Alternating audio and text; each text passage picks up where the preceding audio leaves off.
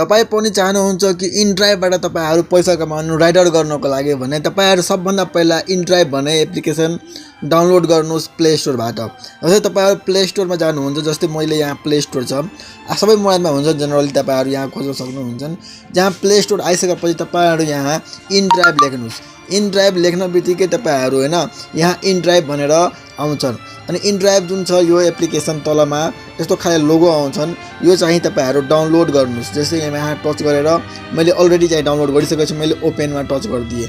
ओपनमा टच गर्न बित्तिकै तपाईँहरू समक्ष यस्तो खाले इन्टरफेस खुलेर आउँछ। यस्तो खाले इन्टरफेस खुलेर आइसकेपछि तपाईँहरू आफ्नो नम्बर दिएर यहाँबाट लगइन गर्नुहोस्। जस्तै मैले लगइन गरेँ। त्यसरी तपाईँहरू लगइन गर्नुहुन्छ भने तपाईँहरू समक्ष यस्तो व्हाट्सएपमा अनि एसएमएसमा मैले एसएमएसमा नम्बर दिनु भनेर मैले सेन्ड गरिसकेको छु। अनि त्यसपछि तपाईँहरू समक्ष यहाँ भेरिफिकेसन नम्बर तपाईँहरूको एसएमएसमा आउने छन्। एसएमएसमा आइसकेपछि अलरेडी तपाईँहरूको यहाँ आइसकेको इनड्राइभमा कोड पे आइसकेर हाम्रो चाहिँ लगइन भइसक्नु भएछ। लगइन हुन बित्तिकै तपाईँहरू समक्ष यस्तो खाले होइन आउँछ। अनि चुज हामी गरिदिने हो। चुज हामी कहाँ गर्नु भने हामी काठमाडौँमा छौँ, हामी काठमाडौँ चुज गरिदिने हो। काठमाडौँ चुज गर्न बित्तिकै हाम्रो यसो होइन गरेर यस आई एम हेयर भने हामी यहाँ टच गरिदिनेछौँ। यस आई एम हेयरमा टच गर्न बित्तिकै अलिकति लोड लिनेछन्। त्यसपछि तपाईँहरू आफ्नो फर्स्ट नेम यहाँ राखिदिनुहोस् भन्ने अप्सन तपाईँहरू यहाँ हेर्न सक्नुहुन्छ झडियोमा। हामी यहाँबाट नेक्स्ट गरिदिनेछौँ। नेक्स्ट गर्न बित्तिकै तपाईँहरू वेलकम टु इनड्राइभ भनेर हामीलाई आउनेछन्। अब यस तपाईँहरू यहाँ पहिला आफ्नो गुगलको लोकेसन दिनुहोस्, हामी ओके गरिदिनुहोस्। त्यसपछि तपाईँ चाहिँ यसो गरिदिनुहोस् होइन, क्लोज गरिदिनुहोस्। यो क्लोज गर्न बित्तिकै तपाईँहरू समक्ष यस्तो खाले खुलेर आउँछन्। अनि त्यसपछि तपाईँहरू फाइन्ड ड्राइभर होइन, यहाँ तपाईँहरू यहाँ ड्राइभर मोड गर्नुहोस्। सबभन्दा पहिला ड्राइभर मोड हामी टच गरिदिन्छौँ। ड्राइभर मोडमा गइसकेपछि हामी साथीहरू हामी यसरी चाहिँ आफ्नो ड्राइभर मोडमा यो जिपिएस अन गर्न भनिरहेछ। हामी यहाँ टर्न अनमा हामी टच गर्दिनँ। टर्न अन गर्ने बित्तिकै यहाँ लेखेको छ लोकेसन, हामी यसमा टच गरेर होइन पछाडि भइहाल्नेछौँ। त्यसपछि हामी यहाँ ओके स्टार्ट भनेर टच गरिदिए। अब यहाँ यति टच गरिसकेपछि हामी पनि केही नगरिकन हामी यो 3वटा कुना तपाईँहरू यहाँ हेर्नुहोस्, यो कुनामा हामी यहाँ टच गर्नेछौँ। हामी सबभन्दा पहिला हामीहरू अनलाइन रजिस्ट्रेसन फर्म भर्नुपर्ने हुन्छन्। हामी यहाँ आइसकेको साथीहरू यहाँ तपाईँहरू यहाँ लेख्नुहुन्छ अनलाइन रजिस्ट्रेसन भनेर अप्सन छन्।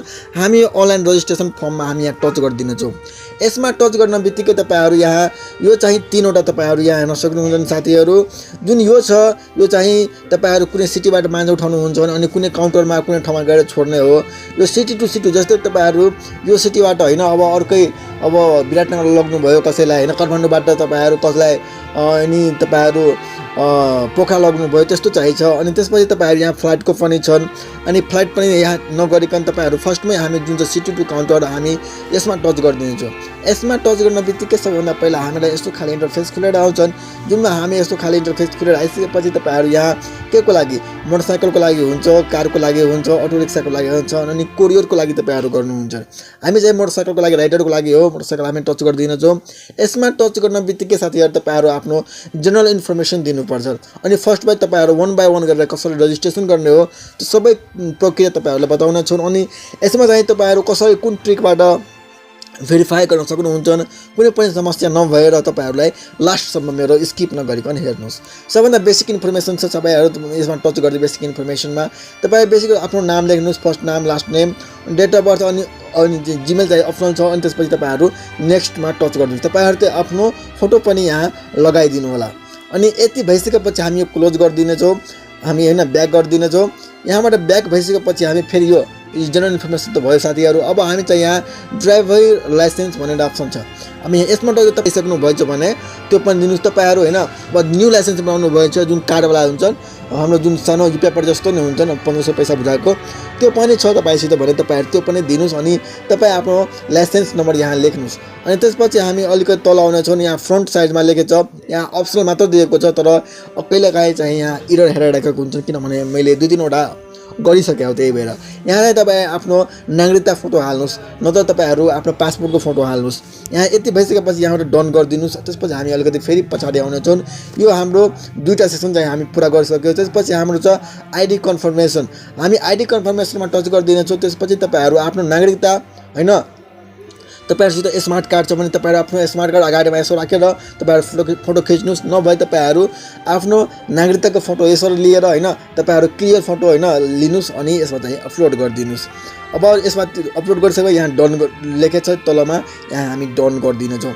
त्यसपछि फेरि पनि हामी यहाँ अलिकति तल आउनेछौँ अनि मेन कुरा चाहिँ यहाँ छ एजेन्ट रिफर कोड भने हामीहरू कुनै जरुरत पर्दैन हैन मैले 2-3वटा बनाएको छु त्यसमा केही जरुरत परेन त्यसपछि हामी यहाँ लेखेको छ भेहिकल इन्फर्मेसनमा यहाँ 3-4वटा कुराहरू ध्यान दिनुपर्छ जस्तै सिलेक्ट ट्रान्सपोर्टेसन तपाईहरुको कुन हैन खालेको छ जस्तै मेरो टिभीएस को छ टिभीएस को हैन अब कुन छ तपाईहरुको टिभीएस एक्सेल हैन के छ त्यो चाहिँ तपाई आफ्नो गाडीको नाम चाहिँ यसरी चुज गरेर दिनुस् त्यसपछि यो भइसकेपछि त हैन कुन मोडलको छ भने हामी यसरी कुन मोडल छ त्यो पनि हामी ब्ल्याक छ के ब्लू छ भने ब्लू छ भने ब्लू दिइहाल्नुस् ब्ल्याक छ भने ब्ल्याक दिइहाल्नुस् यसरी चाहिँ भइहाल्ने छ त्यसपछि तपाईहरु यहाँ चाहिँ आउनुस् तपाईहरु नम्बर प्लेटमा जे पछाडीमा लेखेको छ नम्बर मात्र हैन क ख ग गरेको त्यो हैन नम्बर मात्र यहाँ दिएर डन गरिदिनुस् हामी यो डन गरिसकेपछि त्यसपछि तपाई आफ्नो भेहिकल्सको राम्रो चिटिक्क परेको अनि जुन हाम्रो गाडी नम्बर हेरिने गरी यहाँ चाहिँ एउटा फोटो अपलोड गरिदिनुस् यसमा अपलोड गरिसकेपछि तपाई यहाँ ब्लू बुक लेखेको छ ब्लू बुकमा तपाईहरु यहाँ सेकेन्ड र थर्ड पेजमा जुन चाहिँ इम्पोर्टेन्ट हो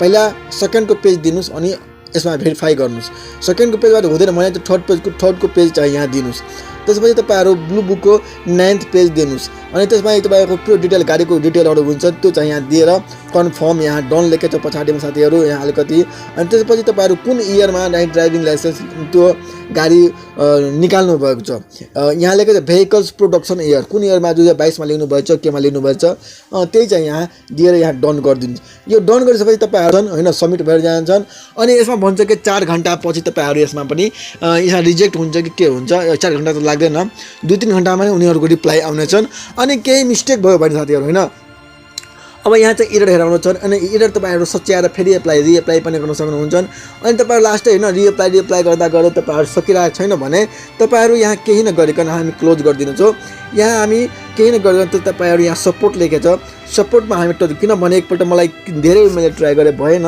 त्यसपछि मैले यहाँ आएर सपोर्टमा हामी टच गरिदिनु छौ सपोर्टमा हामी टच तपाई को हुनुहुन्छ हैन तपाई चाहिँ सिटी टु काउन्टर हुन्छ के हुन्छ तपाई यहाँबाट हैन फ्ल्याटको काउन्टरको हुनुहुन्छ मैले चाहिँ सिटी राइडर हुन्छ मैले सिटी राइडरमा टच गरिदिए त्यसपछि तपाईहरु यहाँ कुन प्यासेन्जर हुन्छ कि ड्राइभर हुन्छ म ड्राइभर छु भने ड्राइभर युज गरिदिए त्यसपछि तपाईको क्वेशन के छ त्यो हैन हाई मैले लेखिदिए अनि मैले तपाईहरु कुनै एउटा क्वेशन केही लेखिदिनुस् अनि त्यसपछि स्टार्ट टु चार्ट लेखिदिनुस् स्टार्ट टु चार्टमा लो हाई तपाई आफ्नो के प्रब्लम छ त्यो यहाँ लेखेर तपाईहरु टच गर्नुस् त्यसपछि उनीहरु चाहिँ भन्नेछन् कि तपाई आफ्नो चार्टमा हैन यसो चाहिँ भनिसकेको छ तपाईलाई के सपोर्ट चाहियो भनेर हामी यहाँ केही पनि यहाँ दिनेछौँ तपाई आफ्नो नम्बर दिनुस् जे भन्छ तपाई त्यो गर्नुस् हैन अनि त्यसपछि तपाईको भेरिफाई किन भइरहेछ छैन किन भयो हैन त्यो सबै कुरा तपाईहरु यहाँबाट जान्न सक्नुहुन्छ यही त्यो साथीहरु हैन रजिस्टर गर्ने प्रोसेस सबै मैले सिकाइदिए तपाईहरु यसरी तपाईहरु रजिस्टर गर्न सक्नुहुन्छ अनि अरु हैन ई सेवा तपाईहरु ई वालेट पनि लिन सक्नुहुन्छ जस्तै यहाँ